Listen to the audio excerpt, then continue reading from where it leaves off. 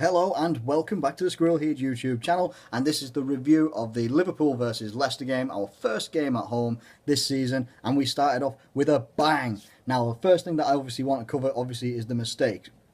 Obviously get the negatives out there straight away before we get into a full flowing review of the game. Obviously it's a really bad mistake by Lucas to give away the only goal that Leicester got, and it was a really bad mistake. You go back and you watch it and you see Lucas looked like he panicked under a little bit of pressure in that defensive area, and instead of just passing it out forward, which would have been possibly the sensible idea to do, he tried to pass it back to Mignolet and absolutely miscued it and sent it through straight to Jamie Vardy, who's never going to miss inside the... Well, I can't say never, but he's never going to miss from around the penalty spot area if you gift him something like that, and especially to an open goal. That Mignolet really couldn't have done really much about that. Maybe Mignolet could have... it's one of those, the mistake has happened, and that is just, it is what it is. The only thing that we can look forward to now, obviously, is the likes of, I think Lovren would have been playing, apart from he picked up one hell of a shiner in training this week. So I imagine he would have been playing. That mistake may not have happened otherwise. And the fact that we've obviously still got Sacco to come back and hopefully get into some form. But let's get into the good stuff, which I was genuinely surprised. I think I predicted that we were going to get maybe a 3-2 victory, but maybe nick it at the end or something like that. I didn't expect us to come away with a 4-1 victory. I really didn't. I think on our best day, we could maybe do something like that, similar to what we've done to someone. I saw a tweet from, I can't remember if it was from Sky Sports or something like that. Someone was predicting something like, oh, you'll probably see how we were against Arsenal. I'm like, well, I fucking hope not, because we scored goals, but we conceded a load of goals as well. And obviously we have to respect that this was the champions as well. So I was feeling a little bit pensive. I actually thought, while I predicted that it was going to be a 3-2 victory for us, I actually thought it could go either way. Obviously I'm very pleased it went our way as well. Just some of the goals were just, they were absolutely sublime. Milner, and I think Milner, to his credit to Milner, he did quite well in left back position. I can't really criticise Milner too much. Obviously having two midfielders in your defence isn't always going to work very well, but I think Milner did quite well. Got the assist for Firmino's goal as well, the first goal as well, which was a brilliant goal. Brilliant, nice little pass, beautiful diagonal pass into Firmino's path. Left foot, he touches it back onto his right foot, takes Robert Huth out of that game while he's trying to scramble behind his defender, and he slots it past, I nearly called him Peter then, past Kasper Schmeichel. Slots it past Kasper Schmeichel, and I'm thinking, wow, game on, great stuff, good start, and a very, very good start. I think, you couldn't ask for a better start, really. We looked like, while Leicester had started that first 10-12 minutes, they'd started a lot faster than us, had a bit more purpose in some parts of the pitch. We definitely were clicking like that point of the game. That's when things really started to click for us. And it obviously, then you have now I've got to look at the interplay between the front three of Sturridge, Firmino and Mane, because those three looked like they could set each other up all day long. And they pretty much did do that. They were setting each other up, having chances, popping chances here and there. Sturridge had a couple of chances. Mane had a couple of chances as well. That if it wasn't Kasper Schmeichel or a top-level goalkeeper, possibly could have gone in. But they were getting the chances, and we weren't leaving too much at the back, which was really quite a little bit different for us. Obviously, when we get to the mistake that Lucas made anyway. But having that bursting run that Sturridge does into the box. Now, normally what I would normally get from Sturridge is, and this is obviously the settle for Mane's goal that he did. Now, normally when you get Sturridge in that position, even if he's on his right foot, he used to take a shot. He used to have a shot.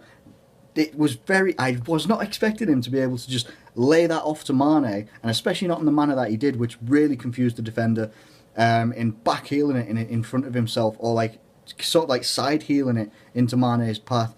Goalkeeper didn't look like they knew what was going to happen, and the defender didn't either. Mane chips it over beautifully over Peter Schmeichel. There we go. Over Kasper Schmeichel.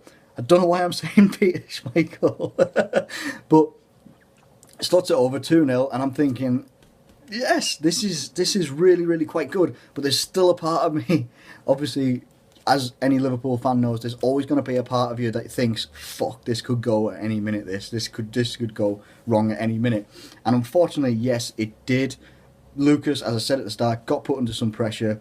and tried for, I don't actually know what he was trying to do. Should have booted it out, should have hoofed it anywhere, but instead he gives a great assist to Jamie Vardy. And obviously if we'd have lost or drawn that game, we'd be analysing that mistake like hell. But we didn't. We get into the important thing was they started to put a bit of pressure on right before half time. And the important thing for us was to get into half time at 2-1 winning, and then we can capitalise on everything else there.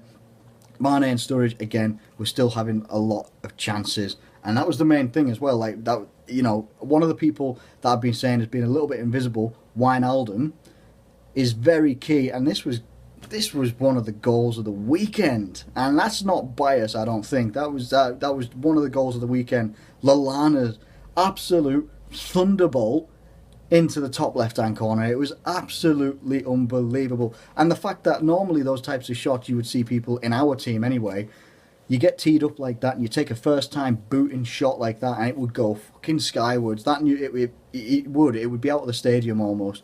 But man, I think Sturridge combines, passes it to Wijnaldum. Wijnaldum first looked like he was going to pass it out to the left, which then he switches it, holds that ball up, uses his weight a little bit better, passes it, lays it off to the right hand side, gives it to Lallana, and Lallana just absolutely cracks it one right in the top left hand corner. And I went almost ballistic watching it. I was like, are you fucking kidding me? Come on!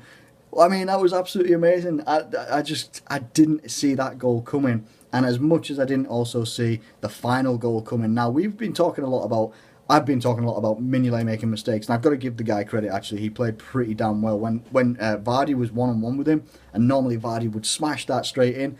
Instead, Mignolet comes out and almost slide tackles that ball, and that was absolutely brilliant. I've got to give Mignolet a lot of credit today.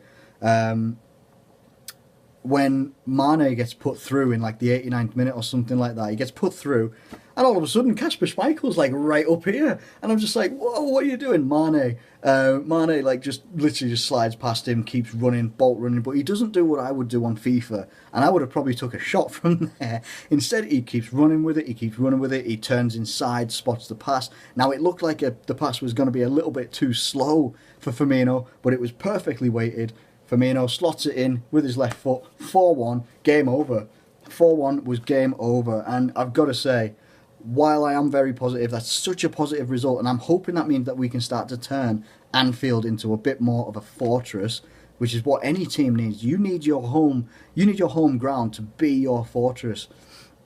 I'm not going to let myself get carried away with it. Like, there were people on Twitter and Facebook and stuff like that saying that, and not necessarily Liverpool fans either. There were some other like team fans as well. It's like, if Liverpool can sort their back line out, they'll be absolutely fine. They can challenge for the title. Let's just cut that stuff right now, because I'm not one of those that's going to be like, great, we've just beaten we beat Leicester 4-1 and we're going to go and beat the chat, like, you're going to go and win the league. No. Let's look at last year. Like, we did beat Chelsea last year, who had one of the worst defences in the history of the Premier League, I think. Nowhere near. We beat them 3-1 in the game earlier in the season. I think we drew the game later on in the season as well. We beat Southampton 6-1 in a cup game, and that was absolutely awesome. Next game, I think we lost it. We've got to roll with the punches, roll with the good times, and also just be prepared that, until we get like our main defences back, our goalkeeper, getting Karius, having him back on the bench was very, very positive. It's a good one now. Mignolet is going to have competition. He's going to have to keep that level of goalkeeping that he had today. On yesterday. Sorry, this is Sunday. I'm a little bit ill, so I'm a bit delirious at the moment. Mignolet is going to have to keep his goalkeeping up so much to compete with Karius, and can only be good. Having the likes of Sacco hopefully getting fitness, getting Lovren coming back after his eye situation and stuff like that, Emre Can to come back, a lot of players that we can get coming back, and we are still looking quite strong. I'm optimistic, but I'm optimistic in that we should now hopefully continuously push for the top 4. If we go any further than that, it's a great bonus, but I am there's no point in predicting us for like going for a title run until maybe 25, 26 games into the season, and then you can really start to see what it's like. Maybe even 20 games into the season. Maybe from then, if we're still in a good position, fine. I'm all for looking at a bit of title talk, but not 4 games into the season, not a chance.